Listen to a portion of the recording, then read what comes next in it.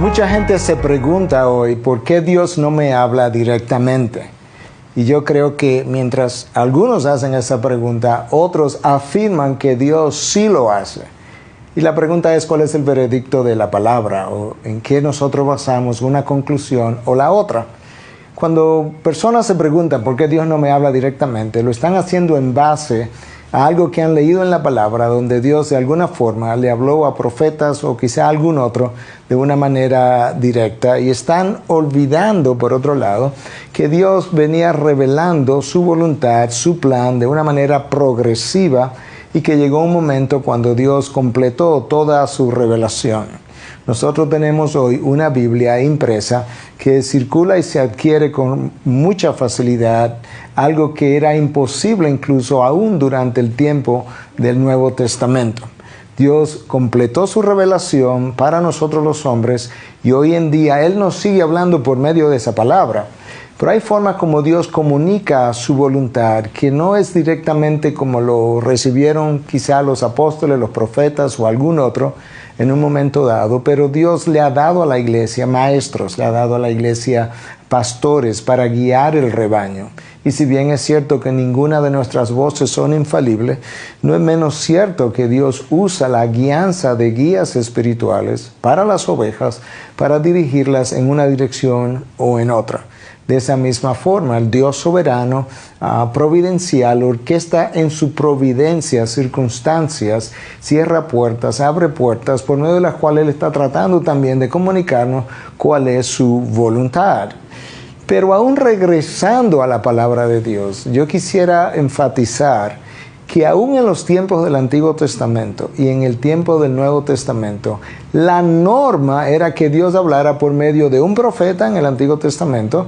El profeta era la persona que le hablaba al pueblo de parte de Dios, el sacerdote le hablaba a Dios de parte del pueblo. De manera que aún en el Antiguo Testamento, la norma no era que Dios viviera hablándole a cada creyente de manera individual, de forma audible, como mucha gente lo está esperando hoy. Y lo mismo pudiéramos decir en el Nuevo Testamento. Los apóstoles estuvieron ahí para enseñar al pueblo, y luego otros pastores que comenzaron también, personas que comenzaron a creer y se constituyeron en pastores de la iglesia. La norma siempre ha sido que Dios ha hablado por medio de sus líderes, en el caso del Antiguo y Nuevo Testamento, o en el caso del registro que tenemos, y luego en ocasiones puntuales Dios lo hizo de manera directa, como nosotros sabemos. Hoy en día, Dios ha puesto el Espíritu Santo que mora en nosotros. Él ilumina la palabra. Al iluminar la palabra, pues nosotros podemos, por medio de su acción, entender no solamente la revelación general de Dios para todos nosotros, sino que también Dios puede darnos dirección personal por medio de esa palabra ya revelada. Y una vez más quisiera enfatizar que Dios también usa incluso otros creyentes más maduros, mejores entendidos en la fe, para ayudarnos a entender quizá en una situación dada cuál debiera ser el curso de acción. Dios nunca ha dejado a su pueblo o al creyente de manera individual sin guiarlos. La pregunta es cómo nos guía hoy y cómo guió en el pasado.